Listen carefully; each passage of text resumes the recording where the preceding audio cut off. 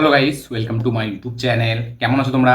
এখন আমরা কথা বলবো হচ্ছে একটি মালায়ালামের black comedy crime thriller film নিয়ে। ফিল্মটার নাম হচ্ছে প্রবীণ কোডু সাপ্পু, যেটা 2025-এ রিলিজ হয় জানুয়ারি মাসে। ফাইনালি এই ফিল্মটা এখন সোনি লিভে অ্যাভেলেবেল আছে। ফিল্মটাতে লিড চরিত্রে আছে সৌবিন সাহির এবং তার পাশাপাশি বাসিল জোসেফ, অ্যাক্টর ডিরেক্টর বাসিল জোসেফ। তো বাসিল জোসেফ 2025-এ ব্যাক টু ব্যাক সিনেমা করছে। তার কিছুদিন আগে ওই পোনম্যান বলে সিনেমাটা রিলিজ হলো, তারপরে তার কিছুদিন আগেই সুকসামাদের সিনে রিলিজ হলো, যেটা 2024-এ ছিল। তারপরে এই ফিল্মটা প্রবীণ কোডু সাপ্পু। তো এই ফিল্মটা আমি দেখলাম, কেমন লাগলো আমার এই ফিল্মটা সেটা নিয়ে কথা বলবো। চলো ভিডিওটা শুরু করা যাক। তো কেমন হলো প্রবীণ কোডু সাপ্পু? এক লাইনে যদি আমি ফিল্মটা রিভিউ করি, তো আমি এটাই বলবো যে এই ফিল্মটা কিন্তু খুব একটা হেভি ফিল্ম না। বাট এই ফিল্মটার স্ক্রিন প্লেটা আমার খুব এঙ্গেজিং মনে হয়েছে, যদিও গল্পের মধ্যে ফিল্মটা সেরকম কিচ্ছু নেই এবং ফিল্মটা ক্লাইম্যাক্সটা যেভাবে শেষ হয় সেটাও অতটা স্যাটিসফাই নয়। বাট যেহেতু বাসিল জোসেফ আছে এবং এটা একটা ব্ল্যাক কমেডি ফিল্ম, তাই জন্য ফিল্মটা যেভাবে ইনভেস্টিগেশন প্রসেসটা এখানে দেখিয়েছে সেটা না আপনি হালকা প্রেডিক্ট করতে পারবেন না। তো হালকা আপনাকে একটু কনফিউশনের মধ্যে রাখবে, যার কারণে ফিল্মটা দেখতে মজা লাগে। বাট এই ফিল্মটা কিন্তু বক্স অফিসে খুবই দারুণভাবে মুখ থুবড়ে পড়ে, একটা ডিজাস্টার বক্স অফিস কালেকশন নিয়ে আসে ফিল্মটা। যদিও বক্স অফিস কালেকশন মানে যে ফিল্ম হেভি বা খারাপ এটা ম্যাটার করে না। এই ফিল্মটা 18 কোটি টাকার বাজেটে বানিয়েছিল, বাট শুধু বক্স অফিস করেছে 5 কোটি টাকা। এবং 2025-এ কিন্তু অনেক ফিল্ম মালায়ালামের যেটা চলছে না খুব একটা ভালো করে। তো এই ফিল্মের যেটা গল্পটা হলো যে একটা মদের দোকান আছে, সেই মদের দোকানের যে মালিকটা তার হঠাৎ করে তাকে আমরা দেখতে পাই যে সে ঝুলন্ত অবস্থায় আছে এবং তার মৃত্যু হয়ে গেছে। বাট এখানে কিছুজন আছে যারা মনে করছে এটা মৃত্যু না, এটা হচ্ছে মার্ডার, এটা মার্ডার করা হয়েছে। তো কে এই দোকানের মালিকটাকে মারলো, যে এই মদের দোকানটার যে মেন মালিকটা ছিল, অ্যাকচুয়ালি মদ না তারই বিক্রি হয়, তারই নেশা করে। তো এবার কে মারলো একে এবং কেনই বা মারলো, এবং এই যে লোকটা মারা গেছে দোকানের মালিকটা, সে কি আদৌ খুব ভালো লোক ছিল নাকি সে খুব খারাপ ছিল, এবং কে মেরেছে। এবং কারণ যখন মৃত্যুটা হয়েছে তখন ওই দোকানটার ভেতরে 8 জন ছিল, 8 জন না 7 জনের মতো ছিল, 8-10 জন মতো ছিল। তো তাদের মধ্যে কেউ একজনই এই খুনটা করেছে। তো এবার এই খুনটা কে করেছে এই 10 জনের মধ্যে, সেটাই পুলিশ ইনভেস্টিগেশন করছে, সেটার জন্য বাসিল জোসেফ আসছে। এবার ফাইনালি ইনভেস্টিগেশন চলছে, ফাইনালি কালপিটটা কে, তাকে ধরতে পারে নাকি, এবং সে কে, এই 10 জনের মধ্যেই কেউ একজন নাকি বাইরের কেউ, এবং এই যে লোকটা মারা গেছে এটা আদেও ভালো লোক ছিল না খারাপ লোক ছিল, এই সব বিষয়ে জানতে গেলে আপনাকে এই ফিল্মটা দেখতে হবে। এই ফিল্মটার যেটা আমার খুব ভালো লেগেছে, যে ফিল্মটার স্ক্রিন প্লেটা কিন্তু যথেষ্ট এঙ্গেজিং। পুনম্যানের যে পুনম্যান যে ফিল্মটা ছিল বাসিল জোসেফের কিছুদিন আগে, সেই ফিল্মটা আমার অতটা হেভি লাগেনি screen play wise, performance wise বা ব্ল্যাক কমেডি ওয়াইজ। সেটাও একটা ডার্ক কমেডি ফিল্ম ছিল। বাট এই ফিল্মটা না স্ক্রিন প্লেটা আপনাকে খুব মজা দেবে। এই ফিল্মটার মধ্যে জেনুইনলি আপনি কমেডিটা ফিল করতে পারবেন। এখানে পারফরমেন্স বেশ ভালো। এবং এখানে আমাদের এবং এখানে সৌবিন সাইরের পারফরমেন্স বেশ যথেষ্ট ভালো। তাকে একটা পা খোঁড়া একটা রোল দেওয়া হয়েছে, সেই রোলটাকে সে যেভাবে নিভিয়েছে সেটা দুর্দান্ত। সৌবিন সাইরের পারফরমেন্স এখানে কিন্তু সেরা ছিল। তার পাশে বাসিল জোসেফ, সে তো কমেডি করলে তাকে তো সেরা লাগে, এবং তার এখানে কমেডিটা কিন্তু কোন ম্যানের থেকেও বেটার কমেডি আমি বলবো সে এখানে দিয়েছে। তার পারফরমেন্স আমি যদি বলি বেটার দিয়েছে কোন ম্যানের থেকেও। এবং এখানে কমেডিটাও তার মাধ্যম থেকে কিন্তু দারুণ ফুটে উঠে আসে, এবং সে যখন কেসটাকে ইনভেস্টিগেশন করে সে কিন্তু দেখতে মজা লাগে।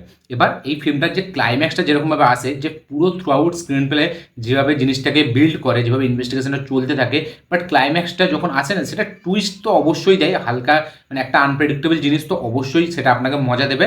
বাট সেই লেভেলে একটা দিতে পারে না যে লেভেলে আপনি হয়তো খুঁজছিলেন, যে হয়তো এদের মধ্যে কেউ একজন হবে। তো একটা অন্যই সাসপেক্টকে এখানে একটা অন্যই ব্যক্তিকে এখানে সাসপেক্ট করা হয়, যেটা কিনা কাইন্ড অফ সুকসামাদের সিনের মতো টুইস্টটা দিতে সক্ষম হয়। বাট আপনাকে সেই হাইটা দেবে না, যেই টুইস্টটা আপনি দেখতে পাচ্ছেন সেটা না আপনাকে খুব একটা হেভিভাবে দেবে না। কারণ তার আগে যে গল্পটাকে যেভাবে ডেভেলপ করা হয়েছে, গল্পটা যেভাবে বিল্ড করা হয়েছে না, তার মধ্যে এই যে ক্যারেক্টারটা যে বেরিয়ে আসছে লাস্ট পর্যন্ত, তার না সেরকমভাবে একটা হেভি কাজ করার মতো কিছু ছিল না, বা সেরকমভাবে একটা হেভি কিছু ছিল না, যে একটা মুভমেন্ট ছিল যেটাকে আপনি ফিল করতে পারবেন। আপনি দেখছেন আপনার ব্যাপক লাগছে, যে হঠাৎ করে আপনি অবাক হচ্ছেন, বাট সেই অবাক করার মধ্যেও না সেই অবাকটা নেই। আমার এটা মনে হয় যে ক্লাইম্যাক্সে যে টুইস্টটা দিল সেটা ভালো, বাট সেই লেভেলে ওয়ার্ক করেনি যেই লেভেলে করা দরকার ছিল।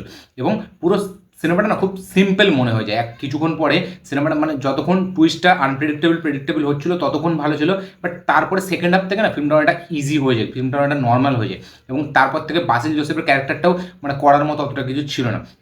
এখানে ব্ল্যাক কমেডি যদি আমি কথা বলি তো বাসিল জোসেফই একমাত্র আছে যে কিনা কমেডিটাকে দারুণভাবে পুল আপ করেছে, এবং তার পাশাপাশি একটা দুটো বুড়ো এখানে আছে যারা খুব বয়স্ক, তাদের পারফরমেন্স এখানে ভালো লেগেছে, এবং একটা পুলিশ কনস্টেবলের একটা মেয়ে আছে, তার পারফরমেন্স বেশ ভালো। বেসিক্যালি বাসিল জোসেফের পারফরমেন্স এখানে সেরা ছিল, মানে কমেডির দিক থেকে, এবং এখানে সিরিয়াস রোলের দিক থেকে এখানে ছিল সবিন সাইডের পারফরমেন্স ওয়াইজ ফিল্মটা ভালো, স্ক্রিন প্লেটা দারুণ এঙ্গেজিং, আমার কাছে তো এঙ্গেজিংই মনে হয়েছে, ফিল্মটা দেখতে মজা লাগে। বাট যেহেতু একটা ক্রাইম থ্রিলার ফিল্ম না, তাই জন্য যখন আপনি টুইস্টটা দেখছেন, ক্লাইম্যাক্সটা আপনার সামনে আসছে, তারপরে এই ফিল্মটা দেখার একটা আলাদা এক্সাইটমেন্ট নেই, কারণ সে স্ক্রিন প্লের মধ্যে সেরকম মজা নেই। সুখসামাদের সিনে আপনি এখনও চালিয়ে দেখলে স্ক্রিন প্লের মধ্যে সেই মজাটা পাবেন, বাট এই ফিল্মটার মধ্যে সেই মজাটা আপনি দেখতে পাচ্ছেন না। যদিও মানে টুইস্টটা আচানক যেভাবে আসে সেটা আনপ্রেডিক্টেবল, সেটা কিন্তু ভালো টুইস্ট হিসেবে কাজ করে, বাট তারপরেও যেন ফিল্মটার মধ্যে সেই জিনিসটা আপনার মনে হবে না।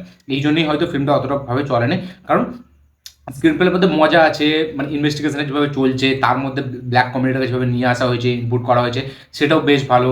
বা এখানে পারফরমেন্সের কথা যদি বলি সেটাও বেশ ভালো। বিজিএম মাঝে মাঝে এমনভাবে বিজিএমটাকে ইউজ করার জন্য বিশাল কিছু হতে চলেছে, বাট সেরকম কিছু হচ্ছে না। বিজিএমের কাজও ভালো, বাট সব কিছু মিলিয়েও ফিল্মটার না আপনি সেই জিনিসটা খুঁজে পাবেন না যে জিনিসটা আপনি এই ফিল্মটা থেকে চাইছিলেন, যে একটা দারুণ বিশাল কিছু একটা হেভি আপনি টুইস্ট দেখবেন, সেরকম কিছু না। একটা ইনভেস্টিগেশন থ্রিলার যেটা চলতে থাকে কিছুক্ষণ পর আপনি মেন কালপিটটাকে দেখতে পান, এবং সেই মুভমেন্টস কিছু নেই ফিল্মটার মধ্যে, স্ক্রিন প্লের মধ্যে, যেটা আপনি দেখে আপনার আরেকবার দেখতে মন যাবে বা রিপিট ভ্যালু থাকবে ফিল্মটা, সেরকম কিছু নেই। রুটিন টেম্পলেটের investigation thriller crime drama film, খালি ব্ল্যাক কমেডিটা অ্যাড করে দেওয়া হয়েছে যার জন্য এই ফিল্মটা একটু দেখতে ভালো লাগে। তো সব কিছু মিলিয়ে এই ফিল্মটা আমি একটা ওয়ান টাইম ওয়াচ, একটা অ্যাভারেজ ফিল্ম বলবো। আপনাদের কি রিয়াকশন? সব মালায়ালাম ফিল্ম কিন্তু মাস্টারপিস বা একটা হেভি বিশাল ব্যাপার হয় না, এটা কিন্তু সবসময় জেনে রাখা দরকার যে মালায়ালাম ফিল্ম মানে সব ফিল্মই ব্যাপক, সব ফিল্মই মাথা ঘুরিয়ে দেবে এরকম কিন্তু না। সেটা মাঝে মাঝে কিক স্কিন্না কান্দাম আছে বা মাঝে মাঝে সুখসামাদের সিনে আছে, সেইগুলোই ওয়ার্ক করে, বাকি সব ফিল্ম কিন্তু ওয়ার্ক করে না। তো এই ছিল আমার রিয়াকশন এই ফিল্মটা নিয়ে। বাসিল জোসেফের এই ফিল্মটা, বাসিল জোসেফ এবং সৌবিন সাইডের এই ফিল্মটা, যেটা নাম হচ্ছে প্রবীণ কোডু সাপ্পু। এই ফিল্মটা আপনারা না দেখে থাকলেন একবার দেখতে পারেন, আপনাদেরকে ভালো লাগবে, এবং যারা অলরেডি দেখে নিয়েছেন তারা অবশ্যই কমেন্ট করুন আপনাদের কি রিয়াকশন, কি বক্তব্য, কি মতামত। এই ছিল আমার এই ফিল্মটা নিয়ে রিভিউ। ভিডিওটা ভালো লাগে থাকলে লাইক শেয়ার কমেন্ট করে দেবেন, চ্যানেলকে উত্তর হলে চ্যানেলকে সাবস্ক্রাইব করবেন, বেল আইকনটি প্রেস করতে ভুলবেন না। দেখা হচ্ছে পরের ভিডিওতে, ততক্ষণের জন্য বাই।